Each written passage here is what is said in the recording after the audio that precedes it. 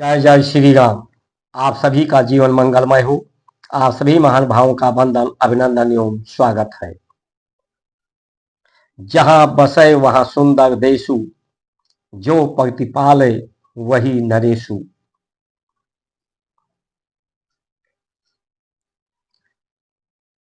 ऐसे देश में बसना चाहिए जहाँ का प्रतिपालक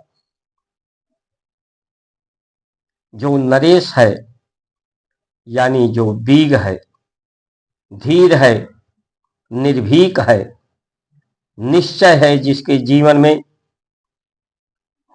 उस प्रत्य के, क्योंकि ये संसार उसी की प्रति छाया है। ये जो माया है सत्य की छाया है। तो जिस तरह से वो प्रतिपालक कर रहा है प्रकृति का, धरती का, पूरे जगत के सृष्टि का, उसी तरह से मनुष्य भी उसी का अंश है। तो भगवान का पर्याय ही यही है। भा से भू से प्राण भी होता है और भू से भूम भी होता है। भूमंडल, गाग से गगन मंडल,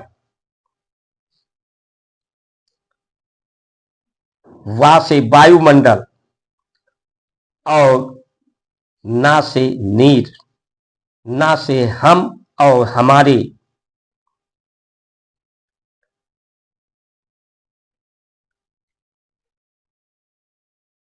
तो इसमें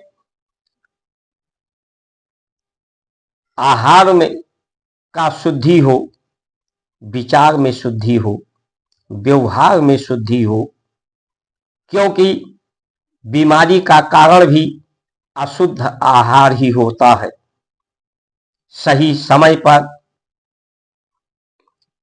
सही शुद्ध आहार ना हो तो शरीर बीमार होता है। और आहार के द्वारा ही विचार में जो विकृतियां होती हैं, तरंगे होती हैं चित्त में, उसी को बुद्धि धारण करता है। आहार शुद्ध तो विचार शुद्ध हो जाए, कर्म शुद्ध हो जाए, परमात्मा, प्रकृति, धरती सब आपस में जुड़े हुए हैं। पूरा जगत एक दूसरे के साथ और सहयोग।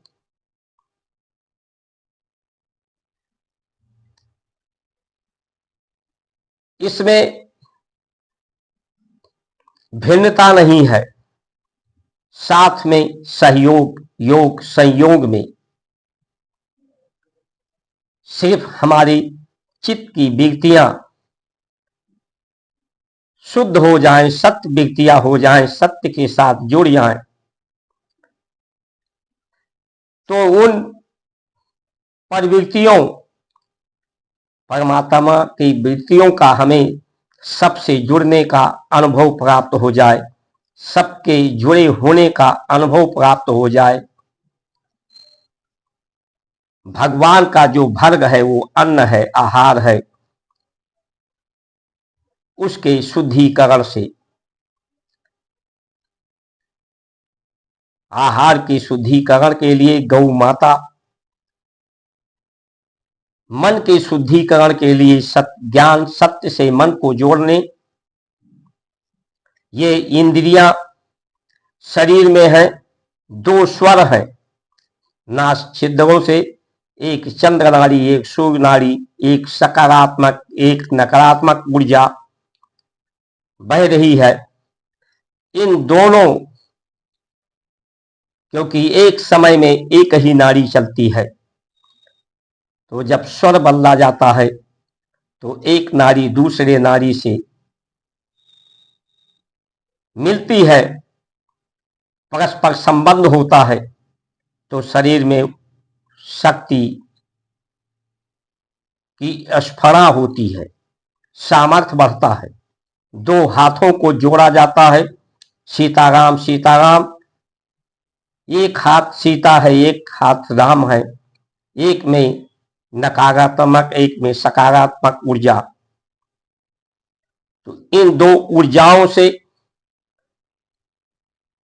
परमात्मा जो शक्ति है, जो धरित हो रहा है, उस धरित को धारण करना ही धर्म है। और वो जो धारण हो रहा है उसी के प्रति हमारी धारणा हो, हमारा ध्यान रहे, हमें स्मरण रहे, हम उसी के सम रहें, समाधिष्ठ बुद्धि हमारी उसी के अनुकूलता में प्रतिपालक के रूप में हो। हम रिद्धि लेके जीवन एक कर्ज के रूप में मिला है। इसमें माता पिता का कर्ज है। जिस माता पिता ने हमारी गलतियों को बचपन में कितनी गलतियां किया हैं, लेकिन गलतियों को सुधारा है, किस तरह से सहयोग दिया है, ये ऋण है। उसी तरह से उसके भी गलतियों को हम नजरअंदाज करें, जिस तरह से माता पिता ने किया है, जिस तरह से उन्होंने संभाला है, उसी तरह से उन्हें भी संभाल करके उनके आशीर्वाद वचनों का हम पालन सुनिश्चित करें। गुरु ने हमें दर्शाया है सत्य का, तो वो प्रतिपालक है, उनका भी आदर सत्कार, आशीर्वाद वचनों का, श्रेष्ठ वचनों का उनके अनुपालन हो।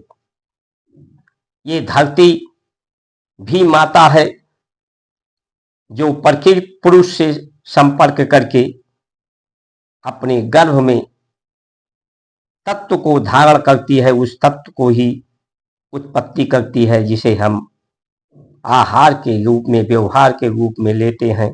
वही हमारा कर्म बनता है, कर्म का आधार बनता है। तो इस धरती प्रकृति का भी हमें ध्यान, इसकी शुद्धता, इसकी पवित्रता, इसकी निर्मलता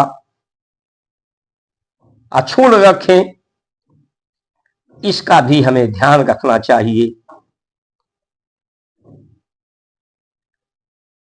तो हमें इसलिए नहीं, मनुष्य सौभाग्यशाली है क्योंकि कर्म करके कोई भाग्यशाली हो सकता है, और यही कर्म भाग्यशाली बनाते हैं, यही कर्म दुर्भाग्यशाली बनाते हैं, यही कर्म दुख देते हैं, सुख देते हैं, योग वियोग देते हैं, संयोग देते हैं। लेकिन ऋषियों ने हमारे सौभाग्य को प्राप्त कराया है। सत्य सनातन धर्म की संस्कार, संस्कृति, परंपराएं सौभाग्यशाली बनाने का, सौभाग्य कभी बदलता नहीं है, दुख में परिवर्तित नहीं होता, क्योंकि ये परमात्मा का जो स्वभाव है, जो अनंत है, सर्वव्यापक है, उसी अनंत सर्वव्यापक से अनंत लोग हैं, अनंत लोगों की इच्छाएं हैं। तो सबके, अनंत लोगों की इच्छाओं का सम्मान हो, अपने समान ही इच्छाएं हो, अनंत के शुभ के लिए शुभ इच्छा हो, अपनी इच्छाएं अनंत ना हो, क्योंकि इच्छाएं अनंत होती हैं। इसलिए हरि अनंत, हरि कथा अनंता, बहुभांत कहें सब संता। तो उसकी जो कथा है, हमारा भी उसी के अनुसार सिद्धि हो। ये जो कर्ज है, ऋण है, ऋण हमारा सिद्ध हो जाए, रिद्धि सिद्धि प्राप्त हो जाए, आगम निगम हो जाए,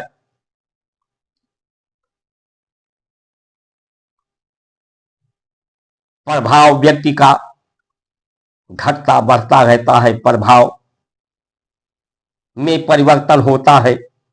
ये प्रभाव, किसी का प्रभाव बढ़ता है तो किसी का घटता है। इसलिए आज जितने भी युद्ध हो रहे हैं, आपस में संघर्ष हो रहे हैं, बीमारी, रोजगारी, बेरोजगारी जो है, ये प्रतिभा के लिए है। अपनी अपनी लोग प्रभाव बढ़ाना चाहते हैं, दबाव बढ़ाना चाहते हैं और अपने अभाव को पूरा करके दूसरे लोगों के अभाव को बढ़ाना चाहते हैं, दूसरों पर दबाव बढ़ाना चाहते हैं। लेकिन ये प्रभाव, ये दबाव कभी सम नहीं रहता, ये संविधा नहीं है। इसलिए जगत के गीत से, संसार के गुणों से ऊपर उठ करके इसी को उन्नति का मार्ग कहा गया है। भारत हमारा उन्नति का मार्ग है, प्रगति का मार्ग है, संसार के पदों से ऊपर उठकर परम पद का मार्ग है, सन्मार्ग है, पुरुषार्थ का मार्ग है, परमार्थ का मार्ग है।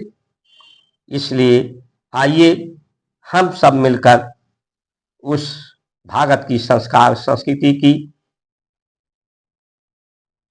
सहयोग, समर्थन, स्वीकारता, अनिवार्यता सबके लिए हो कि सब सौभाग्यशाली हो।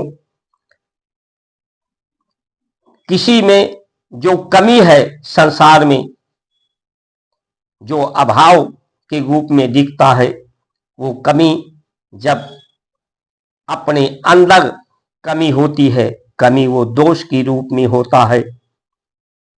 और दोष जो हम आहार लेते हैं, विचार किसी का लेते हैं, व्यवहार हमारा किसी से, विचारों का आदान प्रदान, व्यवहारों का आदान प्रदान, आहार, ये हमारा शुद्ध हो, सद विचार, सद्भावना हो, संवेदना हो। इन्हीं वचनों के साथ आप सभी का सुमंगल कामना करते हुए जय श्री राम।